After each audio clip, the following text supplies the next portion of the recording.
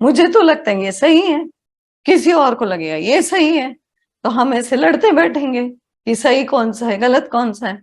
जज कौन करेगा कि सही कर्म कौन सा है और गलत कर्म कौन सा है?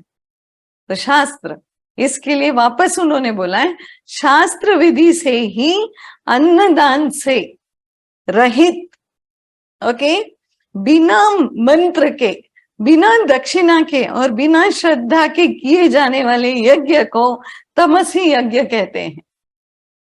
यानी शास्त्र विधि से हीन, शास्त्र विधि नहीं माना, ठीक है, अन्नदान नहीं किया, नो प्रसाद।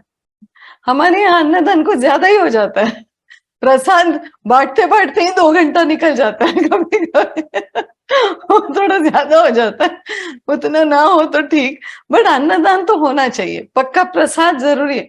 पिछली बार स्वामी जी से मिले थे, हमको बस कुछ बात हो गई, लो प्रसाद, फिर थोड़ी देर तुम एक और प्रसाद, हमारा हाथ भर भर के गिर रहा था प्रसाद से। सो अन्नदान से रहित बोल रहे, हमको एक्चुअली तमसिक हो गया, अन्नदान के सहित हो गया सात्विक।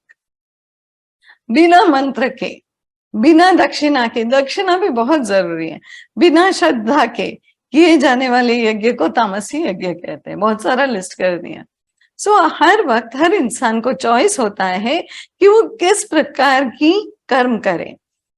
फिर हमको ये सोचना है कई प्रकार सही होते हैं, कोई गलत होते हैं, कौन निर्धारित करे? सबको अपने मन के हिसाब से नहीं करना। हम लोग बहुत बार अपने मन मर्जी कर लेते हैं। शास्त्र में ऐसा लिखा है, गुरु ऐसा बोलते कुछ नहीं होता है, कर ले कर ले, कुछ नहीं होता है कर, अरे कुछ नहीं होता होने के बाद बोलते क्या करे अभी ये कुछ नहीं होता है बोलने के लिए रेस्पॉन्सिबिलिटी लेना पड़ता है उसका, तो वो एबिलिटी चाहिए वो रेस्पॉन्स का, कि उसका जो निकलेगा ना फल, तब हमको बोलना चाहिए कि हाँ ठीक है कोई बात नहीं। बोलते अरे पूछ लेना चाहिए था, तभी पता ही नहीं चला, मन की कर दी। ये सब नहीं होना चाहिए, ये सब रजस तमस का खेल है। सात्विकी इसमें उलझता ही नहीं, बोलते बस गुरु को पूछो, बस वही कर दो, ये मंत्र करना है चलो ये मंत्र कर दो।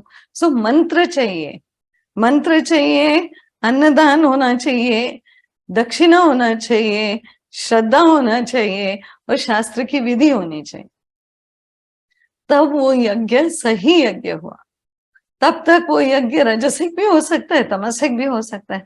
कभी कभी बहुत धूमधाम सजावट क्या वो जोरदार हो जाता है। अपना गणेश चतुर्थी आजकल ऐसा होता है, पहले जो गणेश चतुर्थी था और अब जो होता है, सारे फिल्म के गाने और जोर जोर से स्पीकर पे बजा देते हैं, और वो बेचारा बप्पा बैठा ही होता है, गणपति बप्पा वहां पे, और उसमें भी कौन प्रसाद का लड़ाई, ये वो लाइन में धक्कम धुक्की।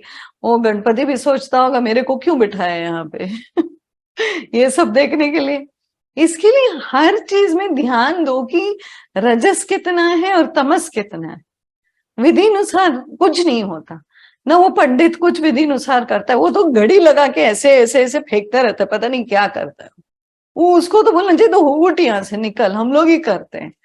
तभी हमको अच्छा वाला कोई पंडित ढूंढना है, और उसके साथ वो जो पढ़ रहा है ना, उसको बोलने का एक स्क्रिप्ट इधर दे, मेरे हाथ में दे, और हमको साथ में पढ़ना है कि पता चले पढ़ भी रहा है कि नहीं।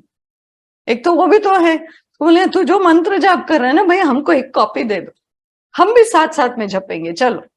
और उसको बोलने का डबल पैसा ले ले लेकिन शांति से कर। ये सब हमको बोलना पड़ेगा, क्योंकि हमको नहीं आता है बोलने, उसने सीख लिया है तो वो बोल देगा। या तो फिर अच्छे अच्छे आश्रमों से रियल रियल पंडित्स को बुलाना है, ये मंदिर वालों को ना बुलाओ, ये लोग सब कमर्शियल है। कोई अच्छे आश्रम में जाएंगे तो अच्छे अच्छे पंडित मिलते हैं, जो पंडित नहीं होते वो आश्रम के सहयोगी होते, उन लोग आके करते, और जब उन लोग आके करते हैं तो वो अलग ही एनर्जी होता है। तो एक होता है जो रिलीजियस, जो हम लोग रिलीजन बोलते हैं, वो वहां पंडित चल जाता है, और जहां अध्यात्म आ गया वहां आश्रम चाहिए। जो रियल, जो आध्यात्म को जोड़ते हुए जो विधि अनुसार यज्ञ कर सके, वो जरूरी है, बहुत जरूरी है। अभी सिर्फ कोई विधि नहीं, सब उन लोग दर दर दर दर दर करके चले जाते, कोई भाव नहीं, कुछ स्पिरिचुअल नहीं। बस कुछ तो कर देना है, खत्म करके छोड़ देना है, पूजा करना है, ऐसे ही करना है। कोई भी विधि अनुसार नहीं हो रहा है। घंटी बजाओ, 2 बार ये करो, मत्था टेक लो, फूल रख दो, हो गया, बस मेरा हो गया। ऐसा कुछ नहीं होता है।